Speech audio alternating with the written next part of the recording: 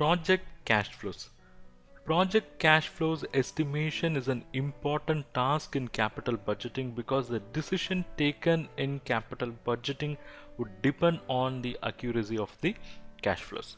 So the cash flows can be divided into two. One is cash outflow, which is the cost of the project which will happen in the beginning, so it's basically the cost, and the other one is cash inflows, which is the benefit you are getting out of the project over its useful project life.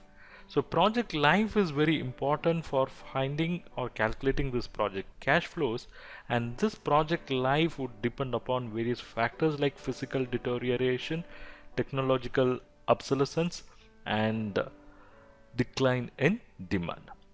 Let's see how we should calculate the cash flows. So in calculation of cash flows, first we should know how to calculate the initial cash outflow. So what is initial cash outflow? You have decided to take up a project. So obviously you are going to incur your cost or your money on acquiring a new asset. So cost of new asset would be the first initial cash outflow. Then again, when that machinery comes, you have to install and do setting up, so installation and setup cost will be there. Then when this project is taken up, then you have to support the project for working capital. Probably you would be arranging a working capital funding, but you have to contribute for working capital margin, which is nothing but increase in net working capital. So increase in net working capital, that should be added, but in some scenario the net working capital can also come down. In those cases you deduct.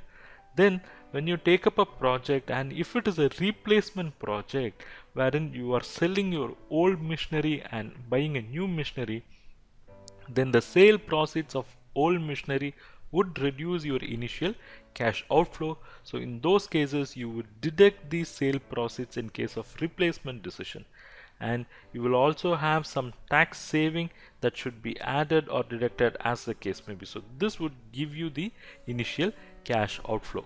So this is the first step in the capital budgeting. The second one is you have to identify the interim incremental cash flow. That is, by taking up the project, what is the additional cash inflows or cash inflows you are getting over the interim period, that is from beginning till the end. Because of taking up this project, there will be increase in operating revenue, so that's going to give you an incremental cash flow, but that increase in operating revenue will come with increase in operating expenses, so that should be deducted. Here we are excluding depreciation because we are particular about only the cash expenses. Then we should factor in the tax, so if there's going to be additional tax you should add, and if there's going to be saving you should deduct. Then the addition with the expense and deduction is with respect to expense. So if you are talking about the overall operating revenue, then from this revenue you have to deduct the tax. That's more important. Then there will be some tax depreciation that has to be added or deducted as the case may be, and this would give the incremental net cash flow.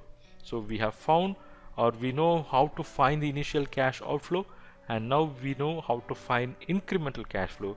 Then what is pending is terminal incremental net cash flow. That is, by the time the project life comes to an end, you would dispose the asset which would fetch a salvage value, that should be added, and at the time when you sell there would be tax on salvage value that has to be given appropriate treatment, and when the project gets over there will be some return back of working capital margin or net working capital whatever have been deployed, that should be added or deducted appropriately. So this would be the terminal cash flow. So the cash flows over the life of the project should factor all the three, that is initial cash flow, incremental cash flow and terminal cash flow. Only then we will be able to take a meaningful decision.